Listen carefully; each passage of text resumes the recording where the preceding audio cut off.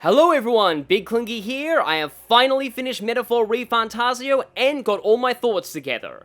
It's time for, well, my thoughts on Metaphor ReFantazio. I also thought I'd delay this to give more people time to play and finish the game for themselves. Because as a warning, I'm going to be discussing spoilers openly. Though I won't be spoiling every individual plot beat. My analysis is more focused on the overall vibes of the story, but it does require me to reveal some pretty big things. My overall views on Metaphor are extremely positive, although I'm going to start by getting my biggest negative with the game out of the way first, which is also the reason it took me so long to finish it. This means the rest of the video will be more positive. So, the final month's deadline. You are given over 30 days of free time in the lead up to the final dungeon. I get that they wanted players to max out all the followers. I get that they didn't want anybody to miss any of the side quests. But even if you do everything, you generally still have 15 to 10 days left over. And I thought the wait for Futaba's deadline in Persona 5 was bad.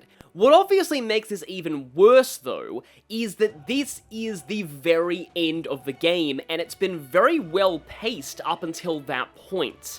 The last month grinds that pacing to a halt, just as the story was getting really interesting. The finale was well worth it, but it took me a while to muster the willpower to actually get there. But let's talk about when the scheduling system doesn't suck, the rest of the game. With the whole months and time management aspects, I was concerned this game would feel like a complete rehash of Persona, and those fears were actually kind of unfounded. Like most of this game's influences from other Atlus games, the basic skeleton of the mechanic is there, but it does something totally different with it. First, every time you visit a follower, you are guaranteed to rank up. No managing social points. This actually means that unlike in Persona, you are very well and truly deciding exactly what to do with your day, every single day of gameplay. And so that choice becomes much more strategic. Also, aside from the aforementioned last month, the deadlines in this game are much shorter than the average Persona deadline. Generally 2 weeks is as long as you get, and that keeps the story fast-paced and interesting. But what also does is that your days don't need to be spent sitting around in one city.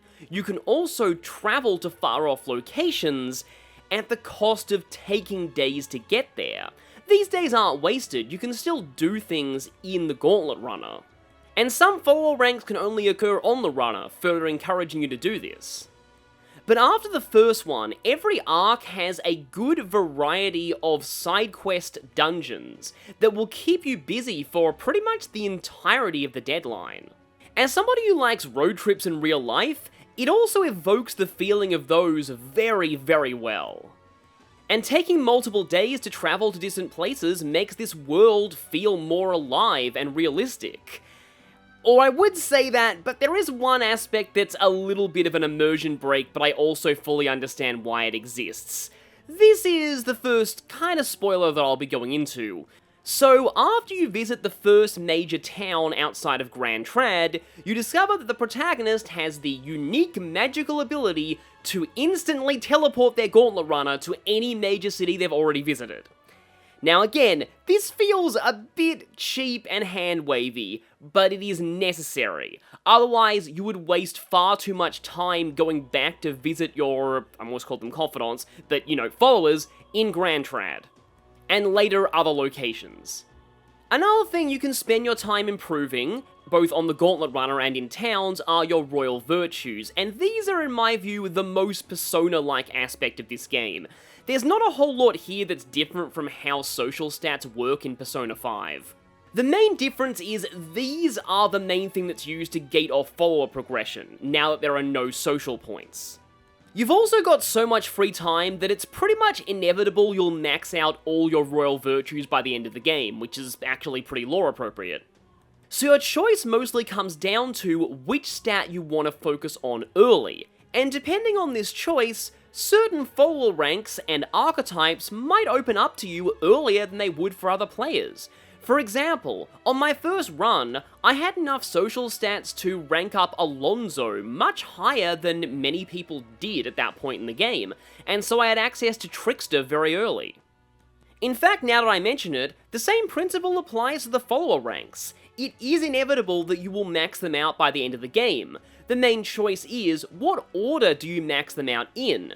And this order will impact your gameplay experience through controlling your archetype access. This could lead to two playthroughs being very different. That being said, there are some followers like Nuras and Brigida whose final ranks are locked off until the end of the game.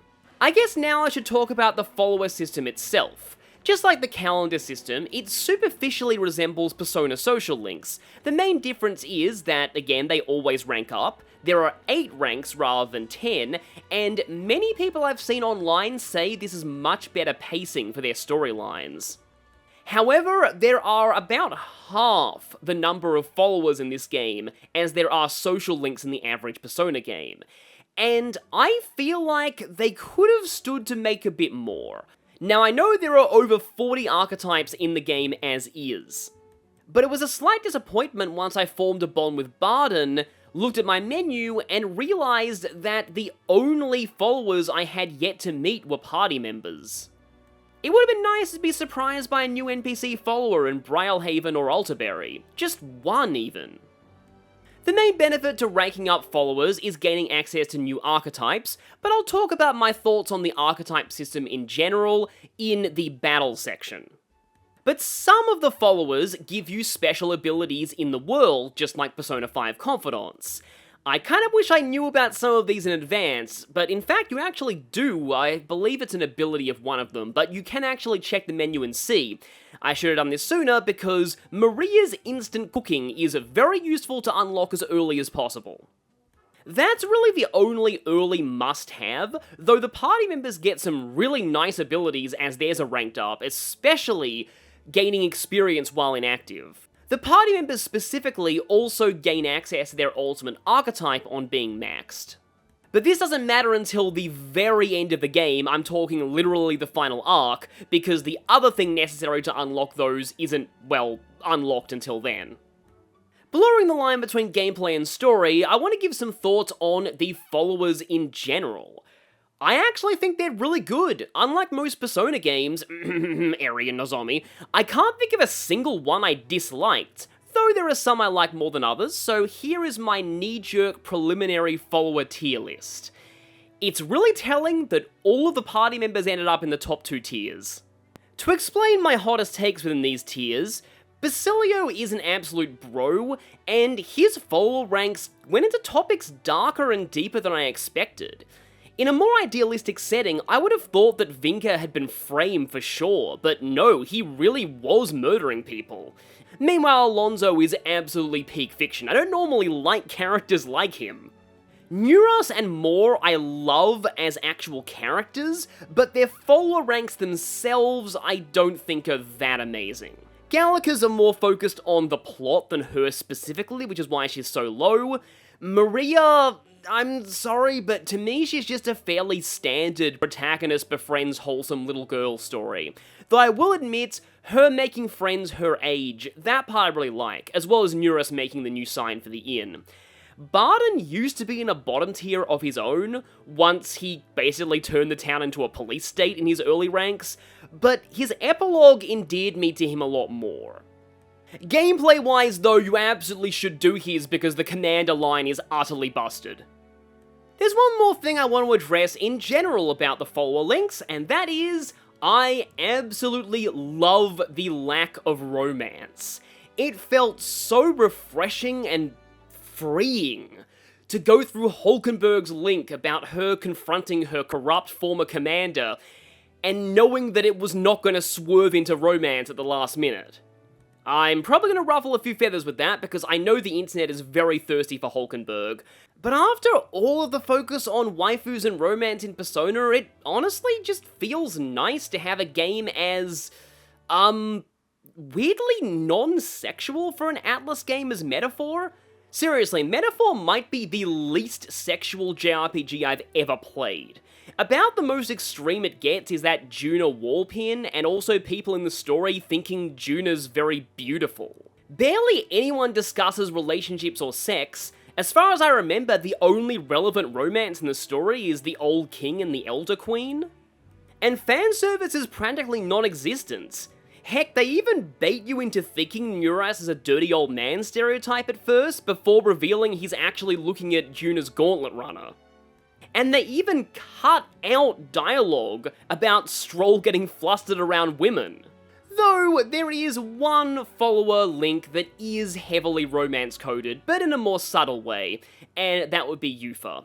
And me being a sucker for having one set-in-stone canon pairing, I really love this, plus Yufa and the protagonist are genuinely adorable together. But again, it's very ambiguous, and you can choose to ignore it if you want. All that being said, I am hoping that if there ever is a follow-up, there's either still no romance, or they just make Protag and Yufa canon in the future. I have my personal concerns about this, considering that I don't see a particularly thriving fanfiction scene for this game, and the lack of romance might be why. So I desperately hope Metaphor continues to sell despite not having that. Overall, I love everything about the calendar system of this game, and it does a great job of distinguishing itself from Persona. And now the battle system, where I will repeat myself again. The mechanics here superficially resemble other Atlus games, but once you actually play it, you'll realise they feel very different. So this game straight up uses the press turn system from mainline Shin Megami Tensei. You start with one turn for every party member, you hit a weakness that turns into a half turn, missing or hitting an immunity costs you 2 turns, and hitting a repel or drain costs you all your turns. Same rules apply to the enemies, and you can perform combo attacks with other party members at the cost of multiple turn icons if certain conditions are met. As a Digital Devil Saga fan, this makes me the happiest person in existence. So what's this about feeling different? It's all about the options the player is given compared to other Atlus games. In mainline Shin Megami Tensei, you're able to fuse demons with immunities fairly early, and often using demons immune to the elements of the next boss, taking away the boss's press turns, is the go-to strategy.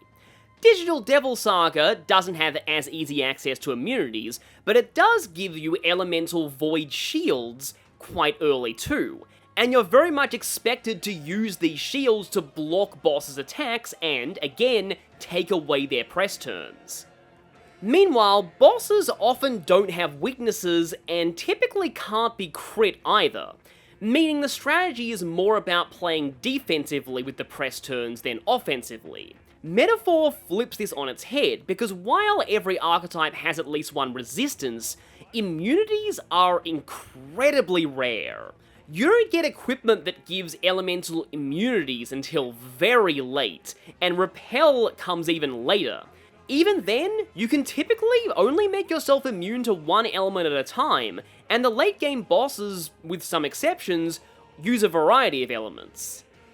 And while there are strategies to take the enemy's press turns via dodge tanking or the Nightline's counter skills, these also don't come online until very late game. But nearly every boss and regular encounter has at least one weakness, and they're fairly easy to exploit. Also, critical hit builds are very, very easy to run, even early in the game. So what this all means is you have far less access to taking the enemy's turns, at least until the very end. Meanwhile, you have a lot of access to giving yourself more turns. Same press turn system, vastly different gameplay feel to the average SMT. Despite this seemingly fast-paced gameplay though, I didn't find defense to be useless.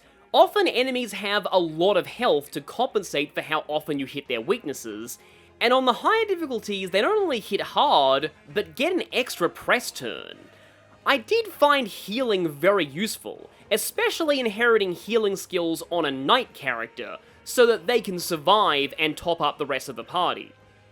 I also found guarding very useful, especially when you get access to an accessory that makes it cost half a press turn, meaning it's essentially pass but better. Speaking of which, there are a lot of really cool accessory effects in Metaphor, including some that replicate items from Digital Devil Saga, like making synthesis skills cost less turn icons. But equipping that will cost you accessories that raise your crit rate, give you important status immunities, increase the damage of certain attacks, resist or increase evasion against certain elements, or that broken accessory that makes the enemy lose all their turns if you dodge. Speaking of equipment, another thing I like is that your weapon's power is factored into your skill damage, and the game directly makes this clear early on. This means that, unlike Persona, where your weapon power only affects your basic attack, so I often found myself using weapons for their secondary effects more, here you need to balance the weapon effects with their raw power, and you need to keep upgrading if you want your damage to stay relevant. One gripe that I have with the battle system, though, is the row mechanic. The front row back row system is a fantastic homage to classic JRPGs, but here's the problem. Swapping rows is a free action, and while this isn't intuitive at first, when I first streamed this game, my chat told me that this meant there is no reason not to put everybody in the back row by default. If you can jump to the front row on your turn for free, why risk taking more damage in ambushes? It sucks that the entire pick your formation in advance mechanic is essentially invalid. Battles themselves feel very fast-paced and snappy, like most modern Atlus games. Basically every animation can be skipped, and they are very fast if they are. Turns go by quickly, and every action is conveniently mapped to a button. As much as they hyped up the field combat mechanics though, it's important to know this game is absolutely not a turn-based / action RPG hybrid. The field combat is much more akin to Ryuji's insta-kill in Persona 5, a quality of life feature to instantly kill field enemies you vastly outlevel. That said, every archetype for the protagonist has different abilities in field combat and different swing speeds and ranges in their weapons. In practice, the one I most relied on was Sniper, which is incredibly useful for taking out enemy spawning crystals. Oddly, there's a couple of arena fights that lock you into field combat, but even then it's not that deep. There's just a dodge and a hit things button. But as somebody who is very much a fan of the turn-based RPG genre and hates the fact that many big-name publishers consider it dead now, I'm okay with this. Now let's talk a bit about the game's difficulty. I did my only playthrough on hard mode, despite Hashino warning us that it would be more difficult than the average Persona game. And for the most part, he's right. The very beginning is actually pretty brutal if you don't know what you're doing. You'll die very quickly if you don't approach enemies the right way. But taking the edge off is that the Wake up! Answer me! screen doesn't set you back very far. Most rooms in themselves are checkpoints. And it doesn't take long to retry the same fight. But this is the kind of game where banging your head against the wall with the same strategy over and over will usually not work. There were many times where I was struggling with a battle, but then I would change my archetype setup and tactics and win in a couple of turns. And that's the perfect segue into Archetypes, this game's big gimmick. Originally, I expected them to work like a combination of Personas and the Digital Devil Saga mantra grid. Basically, you choose builds for party members and gradually learn new skills as you level them up in certain things, mantras, classes, whatever. But just like most aspects of Metaphor, what I got was not quite what I expected. So, each archetype actually has a very small pool of skills, typically no more than 4 attacking skills, and even that's rare, plus a couple of passives. There's also only 4 slots for skill inheritance per archetype. And what I especially didn't expect is that the higher tiers of each archetype tree do not retain the skills from their previous forms. If you want Knight skills on Magic Knight, you have to inherit them. And that makes some archetype skill sets even more restrictive than they look, since they really need inheritance from their lower forms. Oh, and those 4 inherited skill slots, that's with a maxed out follower bond, by the way. By default, each lineage only has 1.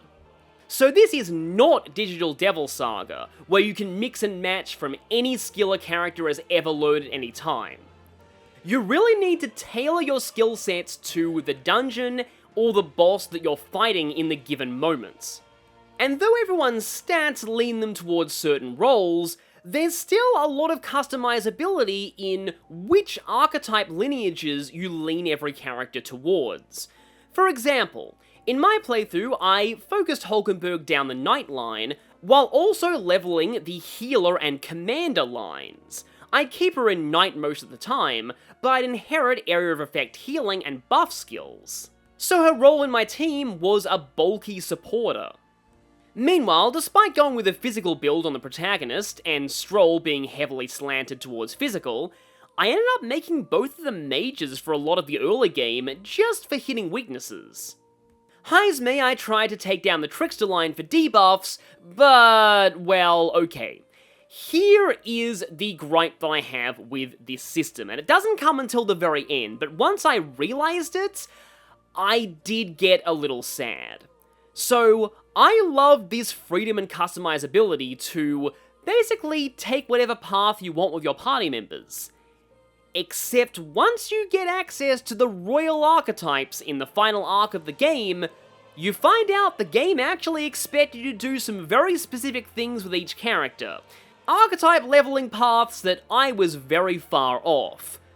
Turns out they actually wanted you to level Hulkenberg very deeply into the mage line, you're supposed to make Juna your trickster, and Heisme needs a convoluted mess from all over the archetype tree. In the very last arc, I suddenly had to pivot all the builds I was going for just because the game didn't feel right if I didn't get everyone's royal archetypes. And these archetypes are capital G good. Hulkenberg gets a 15% chance of cancelling the entire enemy's turn if they hit her, and Heisme gets a free version of the dodging cancels the enemy's turn accessory. And Stroll gets freaking Hussor Toby. I know you're not forced to go for the royal archetypes, but as somebody like me who likes to make the characters what they're intended to become, it was frustrating to have to give up on a lot of my approaches. In particular, my whole Commander line on Hulkenberg thing, because it turns out Stroll needs that maxed out. Which ultimately meant I went to the final boss without a commander. As for the archetypes themselves, for having over 40 of them, I was surprised how balanced they were. Nearly every archetype is good on at least one party member. So I'm just going to give my brief rundown of the ones that I felt were not so good. But feel free to call me out in the comments if you feel differently. I am very, very open to being proven wrong and discovering new things about this game. So, Healer. Ironically, it doesn't even start with a healing skill, though I think it's because it's called Cleric in Japanese. Its Strike and Light skills are very useful against the undead in the first dungeon, and undead show up for a lot of the game. But even though I unlocked its second tier on Hulkenberg, I ultimately found myself inheriting its healing and light skills onto other archetypes over using the archetype itself. And Savior was one of only 2 archetypes I never used on any character, the other being Warlock because having a mage go through the thief line for it is weird. But I still consider that one not bad because it gets access to essentially Mind Charge. No, the other archetype I disliked was Dragoon. As much as I loved Archer and Sniper, they were my mainstays on the protag until he got Prince. Dragoon advertises having some elemental shooting attacks. The problem is they're magical. No mage is gonna want to go through this class line. And worst of all, Neuros's follower link can't be maxed until nearly the end of the game. Sadly, this one's required for Heisme's ultimate archetype, but that's the only reason I used it. Now, if I made my protag a hybrid physical and magic attacker, that's the one time I could see this being useful. I might try that someday. The last archetype I found awkward was Martial Artist, the highest tier of the Brawler line. Brawler is fantastic early on for doing strike damage, but also helping you conserve MP. The problem is that its higher tiers seem more focused on passive skills than actually doing damage, and I think there's a reason for that. By the time you have access to them, you also have the Berserker line, and that takes Brawler's place as the main source of strike damage. Still, it felt like a slog to get Basilio through this to unlock his ultimate, even though it does come with a nice status nulling passive. I suppose I could talk about Masked Dancer for a bit, as I've seen some complaints about it online. When I first heard how this works, I thought it would be really bad. You're essentially giving up an accessory slot to be a watered down version of any other archetype. But in a game where you can just make anybody any archetype, why would you need this? Well, it turns out that you don't really want to inherit every single archetype onto Juna. You'll save a lot of mag by just keeping her in that and maybe mage classes, and using Dancer Mask to pick up the other skills you need. And the Masked Dancer line itself has access to one of my favourite mechanics in this game, and another reason why I feel like it's a bit more offense-focused than most SMT, the ability to give enemies weaknesses. This is so fun. The one issue I do have with this line is it effectively doesn't have an accessory slot. And given how strong accessories can get later in the game, that can be a huge drawback. My only other very minor nitpicks about the archetype system are that switching archetypes on the equipment screen rather than the archetype screen is a bit counterintuitive at first, and once you raise Moore's follower bonds to the point of unlocking skill inheritance and archetype study on the menu, your only real reason to go to academia is to make masks, which is a shame because it's a nice place with good music. All in all though, the archetype system was not what I expected, but I ended up enjoying it. But before we move on from gameplay, I also want to talk about the dungeon design for a bit. Because I've seen a lot of talk online about the Regolith Grand Cathedral, the first major story dungeon. It's a very long, non-randomly generated dungeon with lots of save points to warp between, and if you try and take it on in one day, it is an intense test of MP management. And so you're encouraged to leave and take breaks, and engage with the calendar system. This sounds very similar to Persona, specifically Persona 5, right? But just like almost everything in Metaphor, the resemblance is only superficial, because this is the only story dungeon that's like this. The dungeons of the Materia and Final arcs are much shorter and reasonable to finish in one sitting. The Brylehaven dungeon, in air quotes, is just stealth sections and mini-bosses. The Altaberry arc doesn't even have a dungeon, and while the Dragon Temple for the Etria arc is long, it has a very different design philosophy to a Persona dungeon, because it's actually an Etrian Odyssey dungeon. After the Grand Trad arc, the focus of Metaphor is more on finishing the story dungeon, if there even is one, early, and then spending your time traveling and doing side dungeons. There are far less of these available during the first arc, which also leads to this different impression. Nearly every side quest has its own dungeon. They're quite short, but from what I've found, they're surprisingly non-linear. Well, they are linear, there's only one destination point, and a set number of floors that are usually traversed in order. I mean that the floors are not just straight lines. There's often multiple ways to explore them. Some of them getting you more treasure, others avoiding enemies, and so on. And if you want all the treasures in every dungeon, you'll need to be pretty diligent about searching for crawl spaces. What's also interesting about the dungeon design, and something I'm very surprised hasn't been done in many RPGs, is the informant mechanic. After you've acquired a side quest, you can pay an informant to tell you information about that quest, dungeon, or boss, usually revealing not only common weaknesses of the enemies, but advice on what archetypes to bring, or in some cases, what not to bring. This advice is exactly the kind that you'd find on an online forum or walkthrough. Players are gonna look up this information anyway, so why not make it accessible in the game itself? My one gripe with these dungeons is if you accept a quest too late, you might be at the right level to one-shot all the enemies in the dungeon on the field, and that feels anticlimactic. But other than that, Metaphor has excellent and fun dungeon design, and, again, only resembles Persona superficially. It's very much its own thing. Now let's talk about the characters in general. There's not really a whole lot I can say apart from they're basically all peak, and I don't want to ruin my thoughts on them for when I one day do a playthrough, but I'll just give a few brief notes. Stroll is amazing, pretty much all of the good parts of Persona Bro characters with none of the bad parts. As I alluded to earlier, they even cut out some dialogue giving him more of a comic relief role. Stroll is a unique combination of being both a wholesome bro and surprisingly pragmatic at times. Then we've got Hulkenberg. She's arguably the most tropey of the party with her whole food thing, but overall I really like her arc. I like her knightly devotion to the prince, and I also like the subtle things they did with her accent. It's implied that she has an accent from Alterberry, but she tries to hide it most of the time, so her voice actress goes from British to vaguely Germanic at times. Heisme is absolutely amazing. It says a lot that when this game first released, his voice actor was at the top of trending on Behind the Voice Actors for a while. A lot of his culture and character feel very Japanese coded, but in the English dub he's made to sound more French. It still works.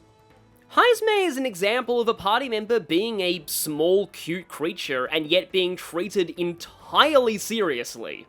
He's basically the dad of the group, and it works. Juna, I love the fact they went with an Irish accent for her. She's a little bit more connected to plot-relevant characters than others are, so she has that kind of arc, about learning certain things about people she's close to and reacting to that. I did find her follower ranks to be the weakest out of the party, but that's really not saying much, they're still incredible. Though I've noticed that Juna ranks very low among the party in Japanese polls, and I'd like to hear your theories in the comments as to why. Oh, I suppose I will say, and this is a pretty heavy character spoiler, the reveal of her true form is a bit awkward. Now, in a more tropey game, it could have been handled very awkwardly. But as it stands, none of the other Nydia in the main story show their true forms, and only briefly allude to them. So at best, it's a lot of potential world building that's ultimately glossed over. It's also weird that she's the only party member fully spec'd towards magic, and she joins quite late. Yufa has a great first impression with her starting arc, and continues to be great for the rest of the game, and as I said earlier, she and the protag make a really cute ship. Basilio is peak. Yeah, I don't even normally use that term, but it applies here. Firstly, I love his accent. It reminds me a lot of Rex in Xenoblade Chronicles, but probably a better version of that. He's amazing in battle, he has a great character arc, my favourite follower link of the whole party, and he is how you avert the Haru problem with a vengeance. Basilio and Fidelio are with you for so long, they pretty much feel like party members long before he even joins. My one complaint is that in gameplay, Basilio kind of overshadowed Stroll as my physical attacker in the tail end, until Stroll got Hasotobi and caught right up in time for the final boss. And he might not be a party member, but I do want to mention Nuras. So, I made a post on my Tumblr about Nuras that sums up my thoughts on him. This post unexpectedly went viral, so it seems a lot of people agree with me. Meanwhile, Gallica is fine. She's a better exposition fairy than most, but that's not really saying much. A lot of people think she's an apology for Morgana in Persona 5, but as I never found Morgana annoying, that doesn't apply to me. I'm also a little disappointed that the menu makes it look like you'll be able to change her equipment, but you never can, and she never outright participates in battle outside of scripted attacks against bosses, which aren't affected by equipment. I wish she played a more active role, because all she does if you max her bond is give you 2 extra press turns sometimes. Now, as I've been praising the voices of a lot of the cast, I will go into voice acting here. I absolutely love the voice acting in this game. It's mostly people new to game voice acting, but with experience in theatre. There's also a lot of UK accents involved here, and given that I like Xenoblade, I obviously like this, though sadly there's no Australians this time. But Metaphor goes beyond that. It is the first video game I have ever played where I cannot name a single bad performance. That is extremely high praise. And I hope many of these voice actors go on to get more roles in games. And now it's finally time to talk about the story. All spoilers are on the table at this point, though I plan to talk more about general vibes than specific moments. Still, consider this a warning. When Atlus first announced Project ReFantazio, I was a little skeptical. It sounded like they were gonna lean more in the Shin Megami Tensei direction than Persona, and I was very worried what a Shin Megami Tensei approach would look like for a traditional medieval fantasy setting. But the gameplay looked amazing, so I was gonna get it anyway. And I did. And just like everything else, Metaphor's story superficially looked like one thing, but was something entirely different under the surface.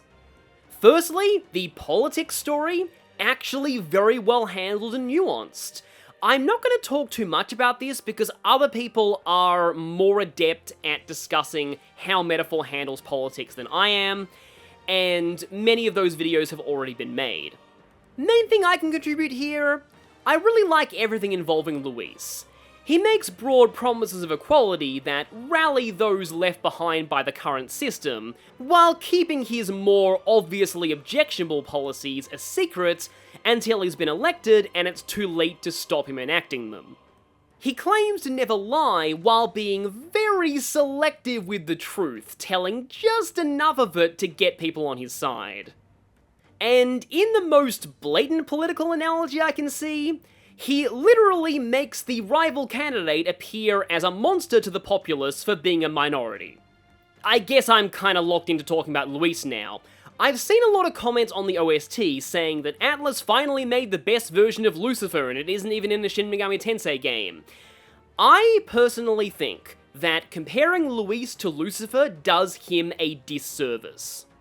Lucifer is a fallen angel and metaphysical being, who didn't so much develop an ideology through life experiences, but rather is an ideology in physical form, which means he serves a very different role to a more personal antagonist like Luis. The comparison also ignores a lot of the political context around Luis, which, again, I've said my piece on that, and other YouTubers have too. The one comparison I will make is that Metaphor finally takes apart the Shin Megami Tensei Chaos alignment in a way that I have been doing for years, yet none of the fandom heard me. A lot of points are made about how inherently ableist the Chaos mentality is. What about people who physically can't fight for their right to exist in the new world? Are you saying they're lazy and deserve to die, just because of circumstances beyond their control? It even brought forth criticisms that I never considered yet make so much sense. In the final arc, Batlin explains that all of the nobles and oligarchs of the old regime have sided with Luis out of fear, which is a complete affront to his ideology on every possible level. Turns out, if you build your ideology on only the strong survive, it ironically attracts a lot of cowards. Everyone wants to be on the winning team after all. Luis works excellently both as a main antagonist and as a foil to the protagonist, though my one iffy thing with him is being from the genocided minority and that shaping his hatred of the world. I just don't like how it leans into oppressed becoming oppressors tropes. That said, I love that his family were doctors. It explains why he's so skilled at using magic to manipulate people's bodies. But I've always loved the trope of villainous surgeons who use their knowledge of healing to hurt people. It's terrifying when done right. But ultimately, I like Luis for being subversive by not being subversive. The bad guy at the beginning of the story is the bad guy at the end of the story. and that was rare in JRPGs for a very long time. Sometimes a well-written obvious villain is better than a twist villain. Though on that note, let's talk about Luis's main rivals and other antagonistic faction, the Sanctus Church. Now, if you've been around my channel for any length of time, you'll know that I've grown very tired of the evil church plot in JRPGs, and the reason is, I feel most don't do anything original with it. So you probably won't be surprised to find that I really like the Sanctus Church, and they are in my top 2 of evil JRPG churches. And they're there for the same reason the other one is, the church from Dragon Quest VIII. There's no evil god pulling the strings or ancient conspiracy involved. They're just a bunch of douchebags out for political power. No, really, let me unpack that a bit. Most JRPG churches are evil for one or both of the following reasons. The god they serve is verifiably real and blatantly evil, or the religion itself was specifically designed as part of an ancient conspiracy to oppress humanity. While the second part is half true for Sanctism, it didn't start that way. Even churches that don't fall into those two categories are usually still based on some supernatural aspect that is verifiably true within their world, making them less of an analogue to real-life religions. We have no idea if the god of Sanctism even exists, and whether or not it does is irrelevant to the plot. I've always found that, ironically, when you make the god or religion a church follows evil, it takes away the agency for its corruption from its members. Without that, we get to see Forden and the rest of the church leaders be proper political schemers, aiming to puppeteer the king and become the true power behind the throne, which was true of a lot of medieval churches. So while I feel Forden himself is a pretty bog-standard evil bishop, the political focus of the game and him being a candidate makes him more interesting by proxy. One moment I love is when he's forced to openly acknowledge Johanna's crimes and punish her, because not doing so in front of a massive crowd would look really bad for the church. As for him being the true architect behind the prince's assassination, it is a bit of a shocking twist, but I like it because Luis still manages to be the main antagonist in spite of it. I do still feel the Altaberry arc is a bit rushed, but sitting on it for longer, I am glad Luis kills Forden and he's not an arc villain or a boss fight. Rel is also more interesting, so I'm glad she takes over as that arc's boss, though I wish she at least got a full dungeon. Like, come on, the ruins of the Mage Academy were right there. Also, for someone who was a very stereotypical prejudiced priest early in the story, Godot was the last character I expected to get a redemption arc, so that was another welcome surprise. And speaking of characters who were welcome surprises in many ways, I want to talk about Moore for a bit. In pre-release, I didn't think much of Moore, he just seemed like an Igor copy. And even during the game itself, he never leapt out to me. And that might be due to him having a fairly standard Greg Chun vocal performance. He often plays very stoic characters who don't emote much, and Moore is like that for 95% of the game. And then I hit the finale, and I do mean finale, during the final boss fights. Now, I should mention, I had been spoiled on the reveal of who Moore was before I even started the game. But even knowing that, this moment still blew me away. And it is due to Greg Chun's performance. I just felt the need to shout this out because it deserves all the praise.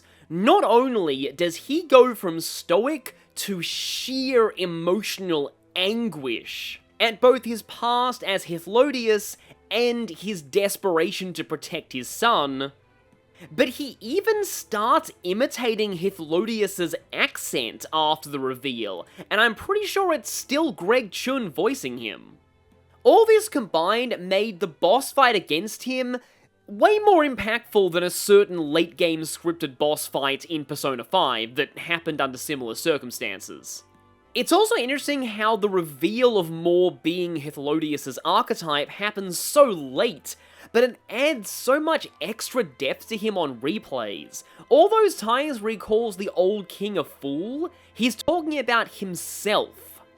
All those mentions of being imprisoned in academia by the old king are actually a metaphor, duh, of the king losing hope in his old age and throwing away his former idealism. And all his interactions with the protagonist get so much more heartwarming once you know that's actually his father. I also liked how, ultimately, Hythlodius was a very complex character. Very flawed, but also well-meaning in his younger years. I feel in a story like what Metaphor is trying to tell, it would have been very easy to make the old king entirely unsympathetic and the physical embodiment of the old regime that needs change, which you would fight and kill in the form of the King Moon, which, as several NPCs point out, is the closest thing to a god in Metaphor's world. But no, Mor and Hythlodius were more complex than I expected, and the kingdom's problems stem from a lot of different causes. Fixing them all isn't going to be easy, but it's a task that, by the end of the story, the protagonist is ready to undertake. I can see some taking issue with the fact that the protagonist and winner of the election was the blood relative of the former king all along. But I think the story does a good job of demonstrating that it isn't his royal blood that makes him fit to rule. It's his life experience, his travel, and getting to actually know the problems of the common people. I also love how he's literally the dreams, ideals, and, well, fantasy of the prince made manifest. And that neatly segues into my final point. On this game's first true reveal, I made a video about my thoughts, in which I went into my main fears for the story. There's this modern trend, maybe influenced by Game of Thrones, I've seen in a lot of medieval fantasy lately. Stories that tell the audience, medieval fantasy sucks and you suck for liking it. As if people think enjoying the medieval fantasy genre of fiction somehow makes you a monarchist in real life, which is absolutely not true. Fantasy fiction is not meant to reflect actual Middle Ages history. To paraphrase overly sarcastic productions, some people just want superhero medieval times. Not for escapism, not because they somehow want to go back to feudalism, but because it's fun fiction to read or watch. Even after everything I said, I'm not totally against dark, deconstructive fantasy stories, as long as they're the kind that is deconstructing something from the perspective of really enjoying a genre and knowing how it works, rather than just because an author doesn't like a particular genre and wants to make everyone who likes said genre feel bad. I'm happy to say these fears did not come true, and the game fell more into the good faith deconstruction. It's not a perfect analogy, but I describe Metaphor as being to medieval fantasy what Knives Out is to classic detective murder mysteries. It's a modern take on the genre that isn't afraid to deconstruct its classic tropes or to get political. But it's ultimately made from a place of genuine love and respect for the classics, and is very aware of why people like the genre and which tropes worked, and doesn't tear those apart. When Atlus said Metaphor would redefine fantasy, I was very skeptical, as that was a big ask. But what we got was, in my view, very much that. Metaphor's world has all the trappings of a classic fantasy. Knights, magic, castles, evil overlords, varied races, dragons, while being surprisingly unique in its world building. For example, none of the tribes really resemble any classic fantasy races. The closest is the Rusant to elves, but their cultural stereotype is martial strength, rather than the traditional elven magic or speed. Dragons are essentially living nuclear fallout in this setting, while keeping all the classic tropes that make them cool and fearsome to fight. The story of Metaphor is surprisingly low-key compared to a lot of fantasy. There's no massive war going on, and there aren't any truly apocalyptic events until the very end. Instead, it's a battle for the soul of the nation, focused on traveling, seeing its minutiae, and directly experiencing the problems of its citizens. Metaphor injects new life and some modern social commentary into the classic fantasy genre, while being unashamedly part of this genre, and embracing rather than shaming those who've always enjoyed it. The game initially seems to brutally deconstruct the idea of fantasy as a mirror to real life via the fantasy novel that depicts the real human world as a saccharine, overly idealized utopia. This is laughably untrue to players, and even some in-universe notice its absurdity. But as we learn more about Moore, its author, you realise that it did come from a good place. And the ultimate point of the story is that through writing and reading fantasy, we can enact change in our own lives. That is literally what the protagonist is. He is the fantasies of the prince made manifest, able to go out into the world and enact change. This part's a little unscripted because it only just hit me now. I've rarely seen a meta story truly work on this level. And Metaphor isn't even that in your face about it. The story of the Prince, Hulkenberg, Stroll, and their entire entourage still works within its own self-contained world. Most of the meta commentary is provided by Moore talking to the audience, but that only happens around the very start and very end. We're left to connect the rest of the dots on our own. Ultimately, bravo Atlus, you really surprised me with this game, and it was very deserving of Best Narrative at the Game Awards 2024. So, those are my thoughts on Metaphor ReFantazio. My obvious game of the year for 2024, one of my favourite RPGs of all time, and, in my view, Atlus's Magnum Opus. One thing I'm curious about though, what did all you guys think about Metaphor? As I can't get a grip on this game's reception online. On one hand, it had one of the biggest launches of any Atlus game, if not the biggest, and I see praise for it in most circles, but I can't help but feel it didn't have the same cultural splash that Persona 5 did. I don't know if this is due to genuine lack of interest, or the game simply not being very ship-friendly. I really hope this game does well, because it's always nice to see a company with a lot of big established franchises taking a risk on a new IP and having it pay off. I'm not sure I want a sequel anytime soon, but if there ever is one, I'd prefer it to be set either in the very distant past or distant future, or in the same world in a different continent, not a direct follow-up. Metaphor's world building and setting, I feel, lend themselves to a more legendary tales type of story, where the events of previous installments become the myths of the future. But feel free to weigh in if you have your own thoughts on that too. And with that, thank you for listening, and I'll see you in the next video.